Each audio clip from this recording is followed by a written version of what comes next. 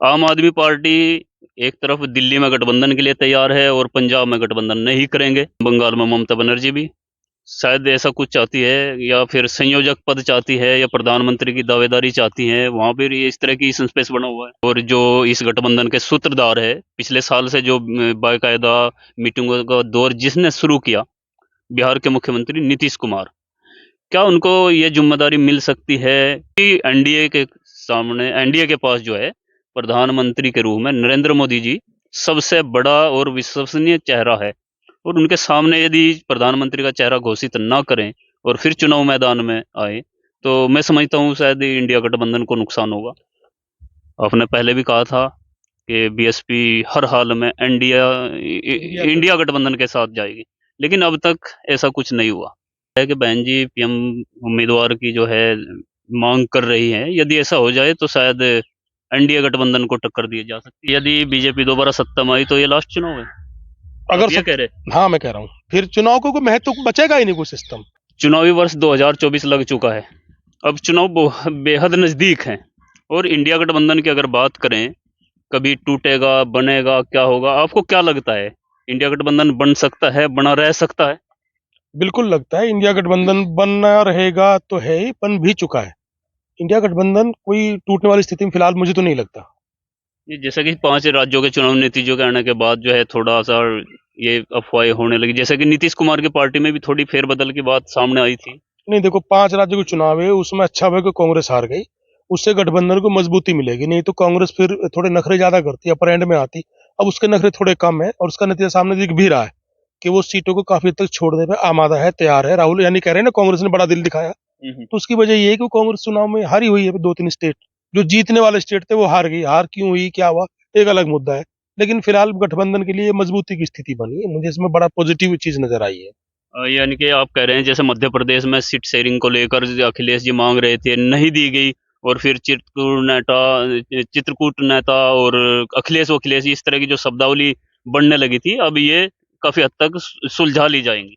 देखो, पहली बात तो ये है कि वो जो पूरा प्रकरण था वो गलत था, क्योंकि उससे पहले उत्तराखंड में चुनाव हुआ था। हम्म, उत्तराखंड से पहले घोसी जो सीट पे चुनाव हुआ था, वहां कांग्रेस ने समर्थन दिया था सपा हम्म, को। घोसी जीत भी गए थे। जी जी। उत्तराखंड में एक सीट थी, वहां सपा ने कांग्रेस को समर्थन नहीं दिया था। तो अगर अखिलेश ये कहते हैं कि हमें मध्य प्रदेश में सीट नहीं दी, ये नहीं दिया, और अगर आप गौर करें, अखिलेश यादव का जो मुख्य दर्द ये था कि हमें हमारे कार्यकर्ताओं को बिठा के रखा रात तक, अच्छा। फिर सीट नहीं दी। उनका दर्द ये था। नहीं तो, और दूसरी बात ये था कि ये गठबंधन राज्यों के चुनाव के लिए था भी नहीं, भविष्य में भी नहीं होगा। मैं आपको बता रहा हूँ, ये लोकसभा के लिए है, ये केंद्रीय चुनाव के लिए है। बाकी राज्यों में चूंकि अगर गठबंधन वैसे होने लगा, फिर लड़ेंगे किसके साथ में, बताओ मुझे। अगर बसपा और सपा मुख्य खिलाड़ी हैं यूपी के अंदर, आज लगता है आपको भाजपा की सरकार है, कल भाजपा की सरकार हट जाती है सपोज करो, तो फिर बसपा किसके सामने लड़ेगी? क्या तब भी गठबंधन में दोनों लड़ेंगे? ये संभव नहीं है था। जी, इस तरह तो फिर गठबंधन की अगर हम बात करें तो आम आदमी पार्टी एक तरफ दिल्ली में गठबंधन के लिए तैयार है और पंजाब में गठबंधन नहीं करेंगे, तो ये मैसेज अलग नहीं, गलत जाएगा ना इस तरह। मैसेज तो गलत जाएगा, लेकिन एक रणनीतिक तौर पर अगर देखें, जैसे पंजाब का मैटर आपने बताया, तो उसमें एक थोड़ा पेंच है। पेंच ये है कि अगर ये दोनों गठबंधन में लड़ते हैं, और अभी जरूरी नहीं है, हो सकता है गठबंधन में भी ही लड़े, अभी इस पर बात चल रही है, लेकिन ये मोटे तौर पर सहमति है कि आम आदमी पार्टी और कांग्रेस गठबंधन के लिए तैयार है, इनके पास इसके अलावा कोई रास्ता भी नहीं है। पंजाब में पेंच ये है कि अगर किसी वजह से जो आपके विरोधी वोट है, जो आप पे नहीं जा सकते, वो कांग्रेस की तरफ जा सकते हैं। दोनों बीच की पार्टी है, मध्य मार्ग की पार्टी है। जो कांग्रेस का नाराज वोटर है वो आपकी तरफ जा सकता है, अभी गए भी इस चुनाव में, पिछले में। लेकिन अगर दोनों एक साथ चुनाव लड़ेंगे, तो जो दोनों पार्टियों का नाराज वोटर फिर कहाँ जाएगा? बीजेपी की तरफ चला जाएगा ना। तो बीजेपी की फिर मजबूती मिलती है। तो हो सकता है ये रणनीतिक मुद्दा हो, इसलिए यहाँ ये गठबंधन ना चाह रहे हो, ये संभावना है। और उधर पश्चिम बंगाल में ममता बनर्जी भी शायद ऐसा कुछ चाहती है या फिर संयोजक पद चाहती है या प्रधानमंत्री की दावेदारी चाहती है। वहां पर ये इस तरह की स्पेस बना हुआ है। नहीं, उनकी तो एक अजीब कंडीशन है। दरअसल क्या है कि वहाँ 30-35 साल लगातार लेफ्ट फ्रंट ने वहाँ सरकार चलाई है, लेफ्ट मोर्चा ने। तो क्या है कि अभी वहाँ लोगों की जीन्स में है, वाम दल की फीलिंग वहाँ लोगों की जीन्स में है। तो मैं ममता को ये लगता है कि अगर बीजेपी 5-7-10 सीट लेकर रखी रहे और कांग्रेस और लेफ्ट यहाँ मजबूत ना हो, ममता बनर्जी का ये डर है, वो इसलिए वहां गठबंधन से थोड़ा पीछे भाग रही है। और मैं गठबंधन को लेके बताऊं आपको कि गठबंधन के बीच में सिर्फ 2 ही लोग रो रहा है फिलहाल। या तो राम गोपाल यादव रोड़ा है समाजवादी पार्टी के, या फिर ममता बनर्जी रोड़ा है। अब क्या होगा, क्या स्थिति बनेगी, देखते हैं। संयोजक पद को लेकर भी अभी सहमति नहीं बन पाई, और जो इस गठबंधन के सूत्रधार है, पिछले साल से जो बाकायदा मीटिंगों का दौर जिसने शुरू किया, बिहार के मुख्यमंत्री नीतीश कुमार, क्या उनको ये जिम्मेदारी मिल सकती है? उनको राजी किया जा सकता है? प्रधानमंत्री का दावेदार उनको माना जाए? कुछ इस तरह की क्या होगा इसके लिए? देखो, वो पीएम के दावेदार होंगे नहीं होंगे ये तो मैं नहीं कह सकता, लेकिन जहां तक मेरा अपना अनुमान है, जो मैं समझ पा रहा हूँ, मुझे लगता है कि इसके इंडिया गठबंधन के संयोजक के नाम तो केवल नीतीश का ही आएगा, और शायद 1-2 दिन बाद ही आपको पता लग भी जाएगा नीतीश कुमार संयोजक बनाए गए। मैं 99% कन्फर्म हूँ कि संयोजक वही बनेंगे। पीएम का दावेदार कौन होगा अभी नहीं कह सकता मैं। जहां तक मुझे लगता है शायद बगैर किसी पीएम फेस के चुनाव लड़ सकते हैं। तो ये फायदे का सौदा रहेगा बिना पीएम उम्मीदवार घोषित किए, क्योंकि एनडीए के पास जो है प्रधानमंत्री के रूप में नरेंद्र मोदी जी सबसे बड़ा और विश्वसनीय चेहरा है, और उनके सामने यदि प्रधानमंत्री का चेहरा घोषित ना करें और फिर चुनाव मैदान में आए, तो मैं समझता हूँ शायद इंडिया गठबंधन को नुकसान होगा। देखो, डेमोक्रेसी किसे कहते हैं? हमारा जो सिस्टम है डेमोक्रेसी का, वो ये है कि सांसद चुने जाते हैं, फिर सांसद अपना एक नेता चुनते हैं, ठीक है? वो भी एक सांसद ही होते हैं, जी जी। बस उनको एक पद मिल गया कि वो सबको हमारे नेता ये है, संसद में हमारे नेता पार्टी के ये रहेंगे। लेकिन अगर आप पहले ही आपने कहा कि हम मोदी जी हमारा चेहरा है, या राहुल गांधी चेहरा है, अखिलेश चेहरा है, तो फिर तो आप अमेरिका का चुनाव लड़ रहे हो ना। वहां राष्ट्रपति का चुनाव सीधे होता है, या सीधे चुनाव नहीं होता पीएम का, या सांसद चुनते हैं। तो फिर संसदीय दल की मीटिंग होती है बाकायदा, उसमें फिर चुना जाता है हाँ, नेता। तो ये गलत ट्रेंड है। ये एक तरह से एंटी डेमोक्रेटिक सिस्टम है कि आप पहले किसी का नाम डिक्लेयर करते हैं कि हम इसके नाम पे लड़ेंगे, फिर तो आप डेमोक्रेसी का दूसरा दूसरा आप दूसरी एक जो प्रक्रिया अमेरिका वाली है, आप उसे लेके चलना चाह रहे हैं। मेरा तो इससे विरोध है। सांसद चुने जाएं। और एक और बात है, जाहिर सी बात है, ये सारे कितनी भी पार्टियां चुनाव लड़ रही है, लेकिन सबसे ज्यादा सीट आज भी किसकी है लोकसभा में? कांग्रेस की ही तो है, अगर आप देखें तो। विपक्षी। कांग्रेस सबसे ज्यादा सीट उसी की है ना, और गठबंधन के बाद सबसे ज्यादा सीट किसकी आएंगे? कांग्रेस की आएगी ना। तो जिसकी सबसे ज्यादा सीट होगी, नेचुरली बात है उसका तो पलड़ा भारी रहेगा ही पीएम पद के लिए। वो अलग बात है कि वो बड़ा दिल दिखाएं। जहां तक मेरा अपना पर्सनल मानना है, शायद राहुल गांधी प्रधानमंत्री की रेस में ना है ना होंगे। वो तो एक दूसरी तरफ बढ़ रहे हैं, वो तो एक तरीके से गोंद का काम करेंगे, ये मान कर चले आप, पूरे विपक्ष की, पूरे देश की राजनीति धुरी में। तो अब कांग्रेस का अगर पास पीएम पद आएगा, वो अपनी तरफ से खड़गे को पीएम पेश बनाते हैं, या नीतीश कुमार को बनाते हैं, किसे बनाते हैं ये फ्यूचर में है, अभी मुझे नहीं पता कौन आएगा। लेकिन संयोजक के लिए नीतीश कुमार का नाम लगभग फाइनल है। एक बड़ी नेता हैं और बड़ी पार्टी है, वो अलग बात है कि विधानसभा में कुछ कर नहीं पाई बीएसपी, लेकिन फिर भी उनका 13% वोट उत्तर प्रदेश के अंदर रहा है। वर्तमान में 10 सांसद उनके पास हैं, और वो फिलहाल नहीं तो एनडीए के पास है, नहीं इंडिया के पास बीएसपी। आपने पहले भी कहा था कि बीएसपी हर हाल में इंडिया गठबंधन के साथ जाएगी, लेकिन अब तक ऐसा कुछ नहीं हुआ। देखो, चुनाव डिक्लेयर होने दो, अधिसूचना जारी होने दो, और लगभग लगभग तय हो जाए कि मायावती इंडिया गठबंधन के साथ ही आ रही है। इसके अलावा उनके पास कोई रास्ता नहीं है। इसकी दो वजह है। वो कांग्रेस भाजपा के साथ तो जा नहीं सकती। अगर चली गई तो जो मुस्लिम वोटर है वो छिटक जाएगा उनसे परमानेंट। ये तो पहले भी गई, इस चीज की परवाह कब है उसे? परवाह करनी अब करनी पड़ेगी ना। तो क्या हुआ, बर्बाद हो गई थी ना। 2017 में उनके पास कोई, 2014 के चुनाव में उनके पास कोई लोकसभा सीट थी क्या? जीरो, है ना। 2019 में उन्होंने गठबंधन किया अखिलेश के साथ में, सीट कितनी आई? 10। 2022 में फिर बिना गठबंधन की लड़ी, उनके पास विधानसभा में कोई सीट है क्या? नहीं है। एक विधायक उनका जीता। वो उनका पर्सनल है, चलो, जो भी सिंबल तो नहीं करता। सिंबल था, आप ये मान के चल लो, लेकिन वो इनका विधायक कहते मैं नहीं मानता था, और वो तब शायद चला भी गया था, इनके साथ चला गया था दूसरी तरफ कहीं वो। तो उनके पास कोई विधायक नहीं है। अब हालांकि 13% वोट बताते हैं, मेरा मानना है उनके पास आज 7-8% वोट है।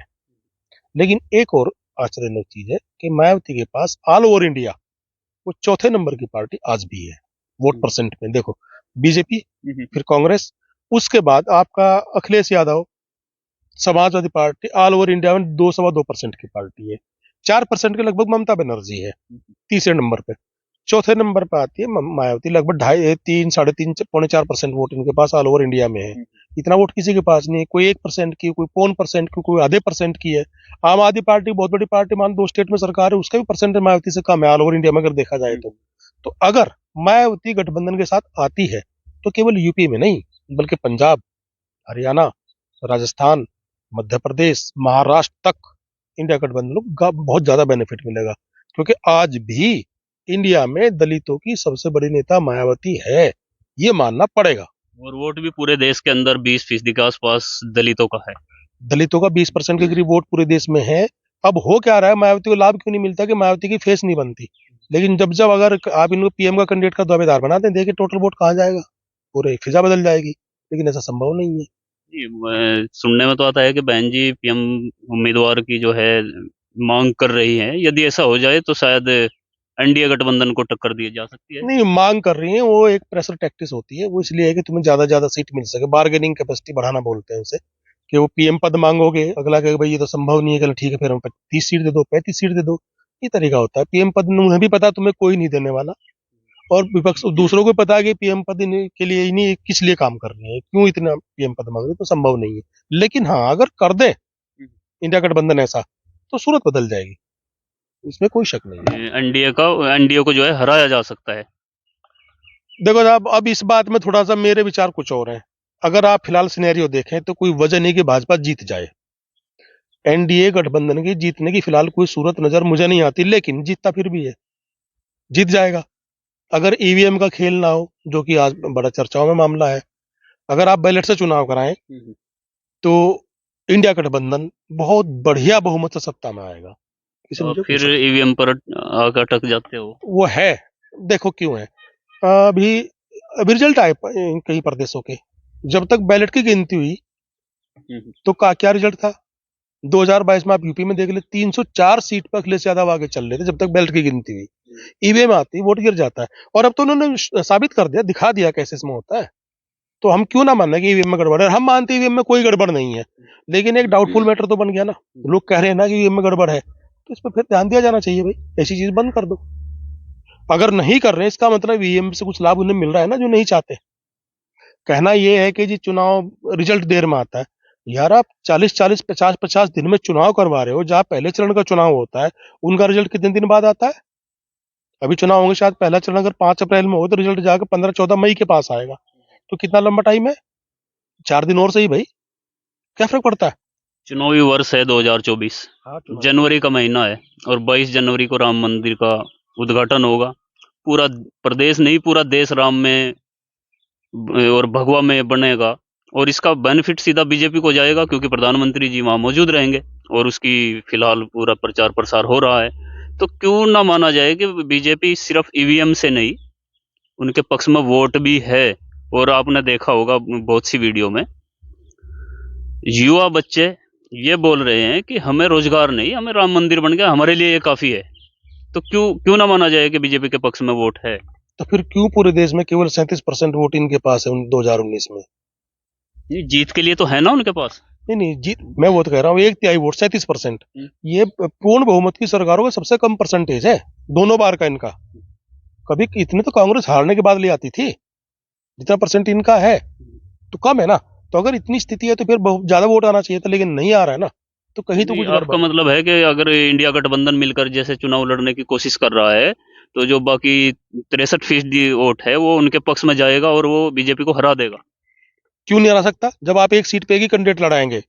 भाई अगर 63% वोट बिखरा हुआ है ना, आप यही कह रहे हैं, अगर एक सीट पे एक कैंडिडेट लड़ता है, ये तो इंडिया गठबंधन का मुख्य उद्देश्य है कि 1 बाय 1 चुनाव हो। अगर ऐसा होता है और 63% विरोधी वोट है, 50% भी आता है, 51, 52, 53% भी आता है, तो फिर कौन हरा देगा भाई ने। कुछ सीटों को छोड़कर, जहां इनका 55-60, जैसे यूपी कुछ सीटें हैं जहाँ 55-60% वोट भाजपा लेके जाती है, हरियाणा कुछ सीटें हैं, नॉर्दर्न इंडिया कुछ सीटें ऐसी हैं, इन कुछ सीटों को छोड़कर तो फिर कौन हराएगा इन्हें। अगर सारा वोट एक जगह कंसोलिडेट होता है विपक्ष का, तो जीतने की स्थिति में क्यों नहीं है। अच्छा, समय बहुत कम बचा है। कांग्रेस की तो जो गठबंधन समिति है वो चर्चा कर चुकी है, मल्लिकार्जुन खड़गे को रिपोर्ट सौंप चुकी है। 300 के आसपास खुद अकेले दम पर कांग्रेस चुनाव लड़ेगी। कुछ सीटों पर जो है आदान प्रदान होगा, गठबंधन के हिस्से में जाएगी, कुछ कांग्रेस पर आएगी। लेकिन बसपा ये कब गठबंधन में शामिल होगी, फिर दिक्कतें सामने नहीं आएंगी सीट शेयरिंग के क्योंकि उस वक्त तक जो है सीट शेयरिंग हो चुकी होंगी। फिर किस तरह मैनेज करेंगे इंडिया गठबंधन। देखो, जो विपक्ष में फिलहाल नेता बैठे, वो मंझे भी नेता है, वो भी ऐसा नहीं है, वो कुछ जानते नहीं है, सब उन्हें पता है, वो तेल देख रहे, तेल की धार देख रहे हैं। क्या है कि चुनाव कब डिक्लेयर होगा, ये 22 जनवरी के तुरंत बाद चुनाव डिक्लेयर करेंगे, क्या करेंगे, लेकिन आप ये मान कर चलिए कि सब चीजें लगभग लगभग तय हो चुकी है, केवल घोषणा ही बाकी है। और मायावती के बारे में पत्ते कोई भी ना मायावती खोल सकती है ना ये खोल सकती, कोई मायावती का दूसरा डर भी लगता है। अब ईडी भी कोई बड़ी पावर है आज की तारीख में, सरकारी एजेंसी से बड़ी पावर है, तो कोई छुपी हुई बात नहीं है। हो सकता है उस डर से ना बोल पा रही हो। यानी कि पर्दे के पीछे सीट शेयरिंग में मायावती भी अपनी जो है गठबंधन समिति जो उनकी होगी वो भी काम कर रही है फिर। मेरे पास कंफर्म जानकारी ये है कि अखिलेश यादव के पास सीधे मैसेज दिल्ली से ही आया है कि 35 सीट आप अपने छांटिए, जहां मर्जी जो मर्जी आपको 35 सीट चाहिए उत्तर प्रदेश की 80 सीटों में से जी 35 सीट आप लड़िए जो आपको लड़नी है, बाकी जो 45 सीट है उसमें हम सब लोग रहेंगे। उसमें कांग्रेस, आरएलडी, बसपा सब सबका, उसमें जदयू भी है, एक आध सीट में भी लड़ हाँ सकते हाँ हैं। हाँ हाँ। और अगर कहीं ममता का नाम आया, उस गठबंधन में आई, तो उनके लिए भी एक दो, तृणमूल के लिए एक दो सीट जाएगी। तो बसपा की तो बहुत डिमांड रहती है, फिर बसपा की पूर्ति कहाँ से होगी? ये भी एक, हाँ, 45 तो 40 तो सीटें खुद बसपा ही मांगती है। जो जानकार लोग हैं उनका कहना यह है कि राहुल गांधी इस मामले में लगभग तय कर चुके हैं कि अगर यूपी में बसपा के लिए कुछ सीट कम पड़ती है तो हम all over India, Madhya Pradesh में एक दो सीट, महाराष्ट्र यानी कुछ और स्टेट्स में इनको सीट दे सकते हैं, इनकी पूर्ति कर दी जाएगी। और लगभग लगभग ये फार्मूला फाइनल हो चुका है, जो मेरे पास जानकारी है। बसपा जो राष्ट्रीय स्तर की पार्टी है उसका वो उसका ध्यान रखते हुए पूरी देश के अंदर अन्य प्रदेशों में बसपा को सीट देकर उनको राजी किया जाएगा। जैसे मैंने आपको कहा था ना कि जो 5 प्रदेश के चुनाव में कांग्रेस हारी है, उसका लाभ ये मिला है कि आज कांग्रेस बहुत उदार है, गठबंधन के साथियों के साथ जोड़ने के लिए सीटों की परवाह नहीं कर रही है। 545 सीट है, उसमें लगभग 300 साढ़े 300 सीट ऐसी जहाँ कांग्रेस और भाजपा ही आपस में लड़ते हैं, तो उसमें से भी कांग्रेस सीट दे सकती है। मेरी जानकारी के अनुसार शायद 290 के आसपास सीट पर कांग्रेस लड़ेगी, बाकी सीट गठबंधन के साथियों के लिए ही है। तो उसमें महाराष्ट्र भी है आपके साथ, जितने स्टेट्स हैं। और एक चीज और, गठबंधन के पक्ष में एक चीज और बहुत बढ़िया जा रही है कि साउथ में भाजपा नहीं है, केवल उत्तर भारत में ही है। और उत्तर भारत में भाजपा मैक्सिमम कैपेसिटी में बैठी हुई है, लगभग इससे ज्यादा सीट कहां से लेके आएगी। और शायद कांग्रेस मन बना चुकी है कि उत्तर भारत में ज्यादा से ज्यादा सीटें सहयोगी दलों के साथ मिलकर लड़ी जाए, शेयर कर ले जाए। बिल्कुल। अब देखो, फिलहाल हरियाणा में सारी सीटें हैं, उत्तराखंड सारी सीटें हैं, दिल्ली सारी सीटें, हिमाचल सब सीट हैं, राजस्थान की एक कुल मिलाकर 10 राज्यों में बिल्कुल बीजेपी ने क्लीन स्वीप कर रखा। 4% के करीब इनके पास स्ट्राइक रेट है फिलहाल, तो इससे ज्यादा सीट कहां से लेके आएंगे। इन सीटों में से कुछ कमजोरी आएगी। अच्छा, महाराष्ट्र का सब दिख रहा है क्या स्थिति आने वाली है, कर्नाटक इनके हाथ से और निकल चुका है बिल्कुल ही, तेलंगाना में सबको दिख गया क्या होने वाला है। अब बचा पश्चिम बंगाल और बिहार। बिहार में 3 पार्टी हैं, जो 2 पार्टी एक तरफ रहेंगी वही जीतता है वहां, तो वहां जदयू और राजद एक साथ है ही है, कांग्रेस गठबंधन में जाएगी। पश्चिम बंगाल बचा, यूपी की स्थिति आपके सामने चली रही है क्या चल रहा है, तो फिर सीटें कहां से लाएंगे। ये तो एक सिनेरियो क्लियर कट कि जो दिख रहा है वो ये है कि गठबंधन बहुत भारी है। अब दूसरा फिर जो पर्दे के पीछे होता है उसका मुझे पता नहीं, चुनाव मैनेज कैसे होता है भाई, मैं इस बारे में कुछ नहीं कर सकता। या मैंने अभी छत्तीसगढ़ में देखा है, कम से कम मध्य प्रदेश में तो साफ साफ दिखाई दिया है कि हाँ कुछ हुआ है, क्या हुआ है मुझे नहीं पता। लेकिन कुल मिलाकर इंडिया गठबंधन एकदम हो चुका है और जमीनी स्तर पर बिल्कुल तैयारी है। देखिए, हर चीज की सिर्फ घोषणा बाकी है। सीट शेयरिंग की भी लगभग फाइनल हो चुकी है, सीटें लगभग लगभग 99% तय हो चुकी है, सब चीजें संयोजक को नहीं भी तय हो चुका है, केवल एक चुनावी घोषणा। वो बीजेपी को दरअसल बहुत स्ट्रॉन्ग पार्टी है, तो टाइम से पहले पत्ते नहीं खोलना चाहती, लगभग तय है। बसपा के भी आने की बिल्कुल पूरी लगभग। इसके अलावा रास्ता कहाँ है मायावती के पास, क्या रास्ता है आप बताओ तो सही मुझे। कोई रास्ता नहीं बचता, अकेले खत्म हो जाएगी। संयोजक पद नीतीश कुमार को लगभग फाइनल है। प्रधानमंत्री का कोई दावेदार मेरे हिसाब से होना भी नहीं चाहिए। हालांकि अगर होगा, फिलहाल ये इशारा करेंगे, क्लियर नहीं करेंगे, खड़के मैं किसी दलित को रखेंगे फिलहाल। अगर क्लियर करेंगे तो किसी दलित को रखेंगे, हाँ, ताकि क्लियर करें या इशारा दें, मतलब मेरे से ये रहेगा कि हम दलित को इस बार पीएम बनाना चाहते हैं, ताकि पूरे देश भर का दलित एकजुट होकर इंडिया गठबंधन के साथ है। हाँ, और हो सकता है कि मतलब इस एक डाउटफुल स्थिति बना के रखे कि मायावती भी हमारी दावेदार हो सकती है। हाँ, कोई बड़ी बात नहीं, इस तरह की चालाकियां होते हैं। और इस बार तो पूरे जोम में इंडिया गठबंधन बहुत एक से शातिर लोग हैं, इन्हें भी पता इस बार तो नहीं तो फिर कभी भी नहीं। ऐसा क्यों कह रहे, चुनाव तो फिर भी होंगे 2024 के बाद 29 में होंगे, फिर क्यों नहीं? कोई जरूरी है? क्यों? पंचवर्षीय योजना है भारत के अंदर। हाँ है, लेकिन जिस तरह से आप मैनेज कर रहे हैं सारी संवैधानिक संस्थाओं का फिलहाल जो कर दिया गया सिस्टम है, तो मुझे चुनाव आयोग कहा, चुनाव आयोग थोड़ी बचा है फिलहाल। अब कल क्या हुआ दिल्ली में, वकीलों ने कहा 50 ईवीएम दीजिए, हम आपके सामने हैक करके दिखाएंगे।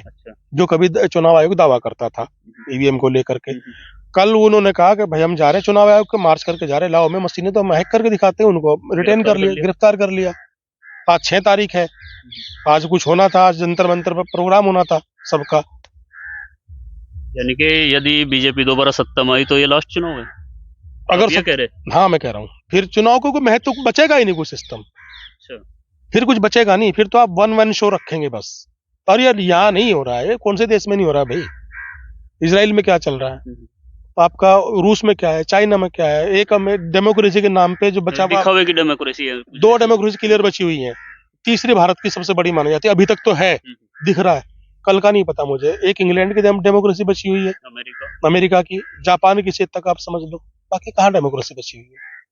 हर जगह देख लो, आप बांग्लादेश में देख लो, हमारे पड़ोस में, पाकिस्तान में देख लो क्या हो रहा है, बांग्लादेश में। बांग्लादेश में चुनाव है और 20,000 जो विपक्षी नेता है उनको अरेस्ट कर रखा है।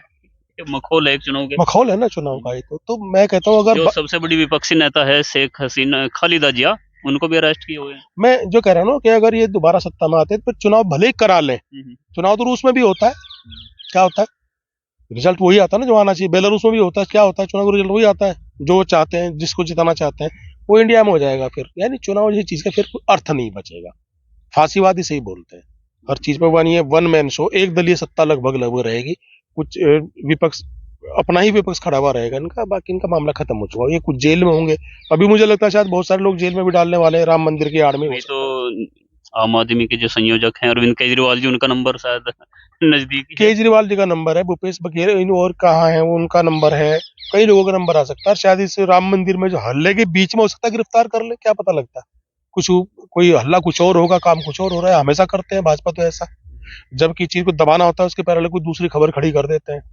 उसकी आड़ बहुत काम करा लेते हैं। अभी बिल पास कराए, पहले इनको सस्पेंड किया, 146 कितने सदस्य सस्पेंड कर दिए, और आपने बिल पास करा ले, बिल पास होने के बाद रिजल्ट आया कि ट्रकों की हड़ताल हो गई, क्या करोगे आप? जो ट्रैक रिकॉर्ड था सरकार के ना पीछे हटने का, तो वो तो टूट गया, 2-3 बार तो किसानों से पीछे हटे हैं, ट्रक ड्राइवर ने दबा दिया, उससे पहले सीआर उस पर एनसीआर में दबे थे, ऐसा कोई ट्रैक रिकॉर्ड नहीं, इतनी मजबूत नहीं। चुनाव के आसपास जब आते तब भाजपा पीछे पूरी तरह दबने लगती है, तब बैक फुट लेती है, करती वही जैसे करना है। अगर सत्ता में आ गई तो ये जितने हिट एंड रन कानून, सारे कानून लागू होंगे, जो न्याय इन्होंने बदली है वो टोटल लागू होगी, आप कुछ नहीं कर सकते। इस बात को विपक्ष भी जानता है, देशवासियों को भी जान लेना चाहिए, और ये खाली इंडिया का नहीं, लगभग पूरी दुनिया में एक ट्रेंड चल रहा है इस पर, जो विदेश में क्या चल रहा है इस पर सत्ता किस दिन फुर्सत में बात करते हैं, क्या चल रहा है क्या होने वाला है पूरी दुनिया में, इस पे किसी दिन और बात कर लेना।